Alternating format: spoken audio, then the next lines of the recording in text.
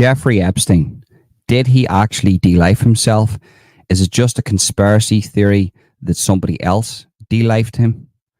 Let me know your opinion. I'm going to go through a couple of bullet points that I have taken from various podcasts, various sites that indicate that Jeffrey Epstein did not de-life himself, and actually he was de-lifed by another human being.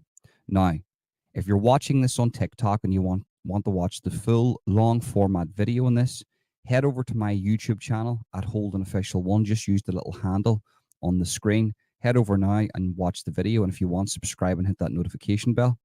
If you're watching this on any other platform and it isn't the full version, just do the same thing. Use the handle at Holden Official 1. Jump over to my YouTube channel and you can watch the whole thing. And if you want, subscribe and hit that notification bell. If you're watching on YouTube, make sure you share, copy link the clipboard, make a little social media post, send to your friend on Facebook or WhatsApp Messenger. Sharing is caring, spreading the word is good. That's the only way this channel grows. I've been demonetized. I've been shadow banned. I have been took out of the recommendations, everything. So yeah, make sure you share because that's the only way to fight against that type of censorship. So yeah, let's go through the bullet points now. I have to say this, there's a disclaimer. There's a disclaimer. Do not take what I say serious. This is for entertainment purposes only. All the information I'm about to provide to you is not real, and it only exists in Minecraft and GTA 6. So if you want your correct news, go to the BBC, go to the extension of the government's, any news outlets that are the extension of the government's, and get your verified, factual, correct information. What I'm about to say to you not right now is all up for debate, and it's 100% not correct. There's a disclaimer, guys, and I really have to say that, unfortunately. So let's get into this now. This is the bullet points. And before we actually get into these bullet points, I have to say this.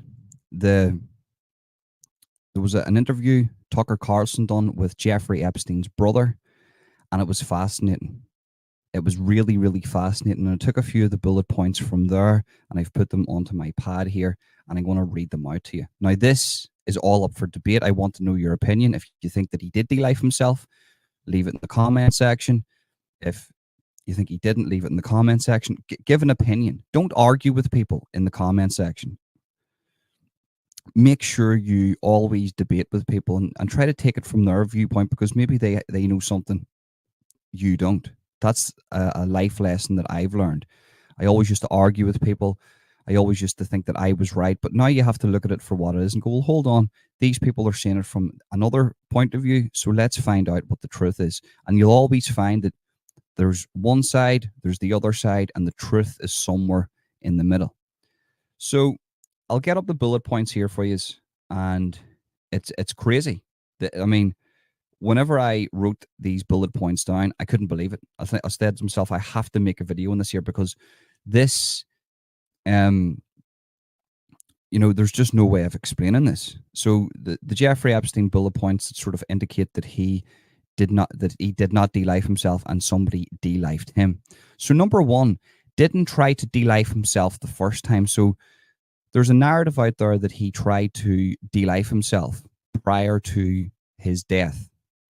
Now, when watching the Tucker Carlson interview when Tucker interviewed his brother, Jeffrey Epstein's brother, his brother said, look, it wasn't true that he tried to de-life himself prior to this. The only reason he said that was because he didn't want to be a rat. He was being bullied. He got beat up by somebody in the prison. And to save his face and to show that to the prison that he wasn't a rat, he said that he'd done it to himself. And why that is relevant is because one of the reasons the Jeffrey Epstein situation was put down as a de-lifing of himself was because he tried to do it before. I think it was the district attorney. We'll get into that in a separate video. I haven't actually bullet pointed the district attorney in this here because I want a separate video for that. He said, well, he tried to do it before, so look, there's an indication that he's done it now. So it's very relevant for you to know that he did not try to de-life himself before. And he only said that to the prison system and to the guards because he didn't want to tell the truth that he was actually being bullied in prison. Number two, cameras turned off. So think about that. This is a maximum security prison. To get to Jeffrey Epstein's prison cell, there was 6 levels of security. I think this is the first time in the prison's history that the cameras were turned off. Why were they turned off? There's no explanation for that, by the way. I think it went to court. We'll get into that later on in the bullet points. But why were the cameras turned off? There's no explanation for that. The third thing is doors unlocked. So apparently, this hasn't been verified, by the way. So don't take this as fully credible. But apparently, when I was listening to the Tucker Carlson interview with Jeffrey Epstein's brother, he said the doors were apparently unlocked. A few of the doors where Jeffrey Epstein was staying, they were unlocked for some unknown reason. He's tried to get the transcripts of that night of what happened, and they won't release them. So apparently the doors were unlocked. Intubation after death. So I was researching this intubation, and basically this is a really weird one. So whenever he died, if you get up the definition of intubation, you do that to resuscitate somebody, to save somebody's life. It's like, correct me if I'm wrong, I'm not a medical expert, but basically what intubation is they try to put you on a ventilator. But the crazy thing about that is, why would they put him on a ventilator? Jeffrey Epstein I'm talking about, if he was already dead. So they knew he was dead. He was there for 2 hours. He was, on that rope for 2 hours. So why would they want to put him on a ventilator or to resuscitate him? Well, there's 2 possible reasons for that. One, the prison didn't want a registered death at their prison because they've got a 100% record where people don't die. Or they wanted to make it look like he was still alive. But he wasn't alive because he was hanging there for 2 hours. So that is really, really strange. And whenever his brother, Jeffrey Epstein's brother, tried to confront the hospitals and the infirmary and the prisons about this, they didn't want to comment. And in one case, they actually said to him, well, how do you know that he was dead? Well, because he was there for 2 hours, hanging there for 2 hours. That's why. Number 5, footage taken throughout process. So apparently from whenever they found Jeffrey right up until he went into the hospital, there was somebody recording footage throughout. Now, his brother, Jeffrey Epstein's brother, cannot find that footage, and they will not give him that footage. That is very, very strange. Do you not think? If there's footage of that, why is that not released? Number 6, dressed in a hospital gown. So this is where I didn't really understand this part of the conversation. I don't know if they meant that he was dressed in a hospital gown in the prison or in the hospital. But he was dressed in a hospital gown. Now, when it comes to a high-profile person dying like Jeffrey Epstein in the prison, all evidence needs to be collected, but he was put into a hospital gown, and I do believe that was in the prisons, in the infirmary. So why did that happen? Or even if it was in just say for hypothetically speaking, it was in the hospital, why was he put into a hospital gown? He should have been, every bit of evidence should have been kept, and he should have been put into a body bag for that evidence to be preserved, but he wasn't. They got rid of that ASAP. Number 7, the guards were actually convicted of lying, but then they were pardoned. So the guards went to court. They were convicted of lying about the situation, but then the judge pardoned them. That doesn't make sense. That to me indicates. So the guards that were on that night, just let me elaborate on that a little bit. The guards that were on that night that were supposed to be looking out for Jeffrey Epstein and the other inmates, a jury or whatever seen and convicted these people of lying under oath. But once they were convicted of lying, a judge pardoned them. That's a bit strange. And when you look at the district attorney situation, you will understand that there possibly is a mass cover-up at the highest level. And in a separate video, I'll give you my reasons to why I think this was covered up. Position of body and noose marks on his neck, different fabric. So position of body. So whenever they found him, he was found with his legs outstretched in front of him.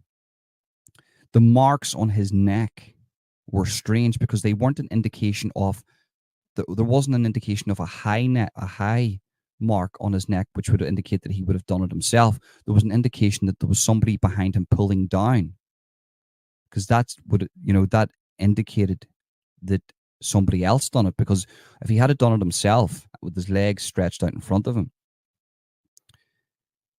they would have been higher, right? Because the gravity would have took his body down.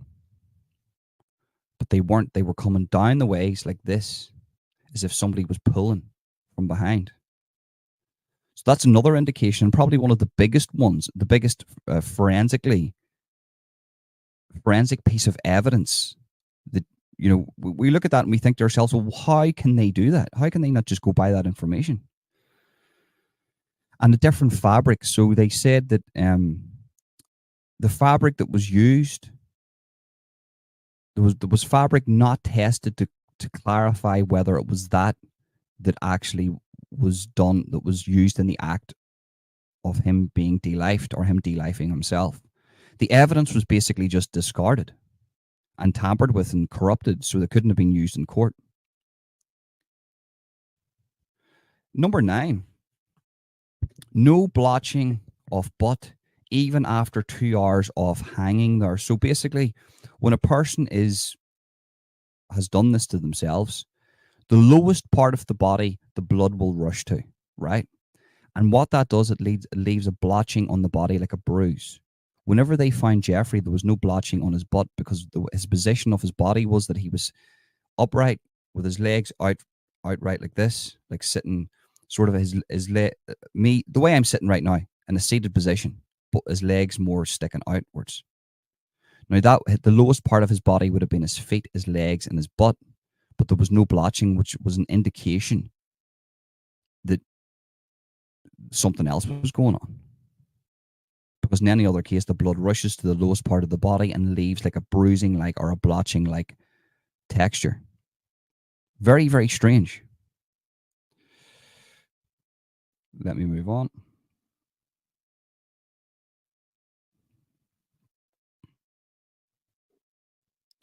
Number 10, breaks in neck, more consistent of a punch, soft hanging. So breaks in the neck, there was, I'm going to get into the doctor now, Dr. Michael Bowden. That's number 11. But there was breaks in the neck that weren't consistent, that were more consistent of a punch. So, for instance, a trained military expert who is sent in to take out a high-profiled target that wants to maybe silence that person before they do the act of taking them out, would punch them in the throat, which completely debilitates them from speaking out. Once you get punched in the throat, now the guy said a karate chop. His brother said a karate chop. I beg to differ because karate chops are the biggest pile of shit. If anybody knows anything about fighting or boxing or mixed martial arts, karate chops work very little, right? So, but it does, when researching this a little bit, it does indicate maybe that Jeffrey Epstein was punched in the throat before he was took out, because there's certain breaks in his neck that are inconsistent to him doing it himself. Now, number 11, Dr. Michael Bowden says not a delifing, never seen 3 fractures in 50 years experience. So Dr. Michael Bowden has 50 years experience in this matter, where he investigates delifings like this in prisons. And he came out with his 50 years of experience and says, I've never seen 3 fractures like this in a delifing. This is more of an indication of somebody doing this to him. Once again, this was discarded, and they didn't take this information in. Make your own mind up about that. Number 12, had a plea deal for no prosecution, but still arrested once back from Paris. So this is quite interesting, right? So I'm not going to claim to know everything about this, but I'm just going to give you my limited knowledge in this here and sort of break it down in a simpler way for you. So Jeffrey Epstein had a plea deal for another case I think it was for a sexual assault or something. Maybe it was for something else, to not be arrested for that assault or whatever he was accused of, right? He had a plea deal with the USA government and they accepted that plea deal. But whenever he came back from Paris, he was rearrested and put into prison for the thing that he had a plea deal with. So the US government broke the deal that they had with Jeffrey Epstein, put him back into prison, to which then he would later on die. So that would be an indication that if there's anybody that actually took him out here, it would have been the US government, because they are the ones that broke the deal and made sure that he went into prison and then he met his death. He met his demise. So that this was a blatantly obvious thing which was going on here. Now, number 13, and I left this to the end because I find this very, very interesting. No records of inmates. So Jeffrey Epstein's brother has been looking for information on the inmates that were around Jeffrey at the time, and he cannot find any information on those inmates. They actually won't give him that information. So, by the way, number 13 is the end there. So think about it this way, right? You have Epstein, a high-profile guy that was, they're saying he de-lifed himself. With the information I've just provided to you, I would say that he didn't de-life himself, and actually he was de-lifed, probably by a government entity, because he had a lot of information on high-up government officials, probably in the FBI, Congress, the White House, and so on and so on and so on. So there was an incentive to take him out here. That's what I think. But when it comes to the inmates, normally there's a log kept of inmates that were in every situation in a prison, especially in the United States of America, especially in maximum security. But in this case, they've just went missing. They've just went missing. So that would be an indication to me that they went missing for a reason. All of these things aren't a coincidence. So think about all the things that are a coincidence in this situation. The guard sleeping, the camera turned off, no record of inmates, all those things have went missing. It's sort of like the COVID files, the COVID WhatsApp messages. Just somehow all the messages, all the WhatsApp messages from all the leaders from all around the world have just went missing. Sort of the same as that. So that to me is an indication that this guy definitely, I'm in the very, very high 90s, 99.9% sure that this guy did not de-life himself, and he was took out, in my opinion, in Minecraft and GTA 6. Don't get your information from me. Go to the BBC and CNN to get your correct information. Do you get what I'm saying? So you make your own mind up about that. That everything I've just said to you there can all be verified and checked on Google. So you can do that yourself. You can go back and forth and do that yourself. I'm going to be making a few videos about this. Remember, guys, smash the like button and subscribe and hit that notification bell. If you'll be watching this on YouTube now or Rumble. Make sure if you're on Rumble, make sure you give this video a rumble, give it a like.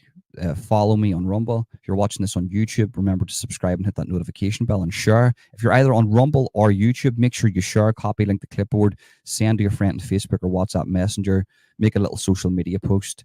Sharing is caring, and that's the only way to really fight against censorship, because I understand that, big tech really doesn't like this type of content, and it is what it is. I'm not here for the money, so the viewers I get, I'm happy with, because you are all very, very good people. I'm not here for millions of views. I'm not here to be monetized and all that. I'm just here to actually vent what I think. I'll be researching this anyway, so it's good that I can come out here and speak about it. So yeah, sure, guys, sure. Leave a comment. Let me know what you think. Even if you disagree with that, maybe you've got better information. Maybe you've got an opinion about it. Leave it in the comment section. Everybody's comment is welcome. And I say, don't argue with one another. If somebody has a difference of opinion, if somebody says, "Well, I think he done it to himself, and there's nothing to see here," okay, I respect that. I respect that. But that's it, guys. Oh yeah, yes. And if you want to go follow me on social media, if you want the links to my TikToks, my Instagrams, all my other social medias, my Rumbles, the handles, actually, because YouTube have taken my ability to put links in the description apart from YouTube links. That's another thing they're trying to do to me. But all the handles will be found in the description. And that's it, guys. Thank you very much for tuning in. Peace.